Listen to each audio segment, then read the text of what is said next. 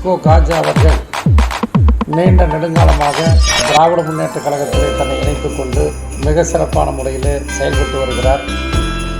அவர் பல்வேறு அலங்கார வேலைகள், மேடை அலங்கார வேலைகள், டெக்கரேட் வேலைகளை மிக சிறப்பான முறையில் செய்து வருகின்றார். அதை ஒரு தொழிலாக செய்தாலும் கூட ஒரு கலைநயம் மிக்க, அதை அனைவரும் பாராட்டுகின்ற வகையில் அந்த நிகழ்ச்சிகளை எல்லாம் மிகச்சிறப்பான முறையில் வடிவமைத்து வருகிறார்.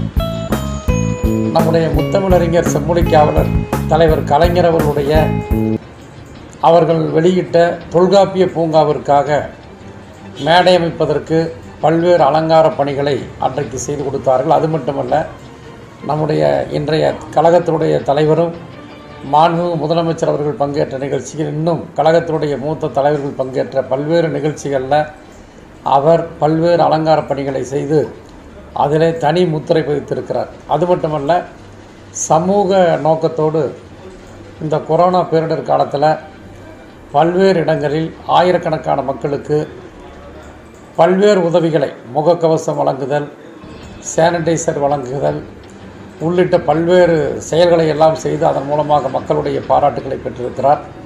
அவர் மென்மேலும் பல்வேறு பணிகளை செய்து மிகச்சிறந்த ஒரு தொழில் முனைவோராக நம்முடைய கோவையிலே வளர்வதற்கு என்னுடைய வாழ்த்துக்களையும் பாராட்டுக்களையும் தெரிவித்துக் கொள்கின்றேன்.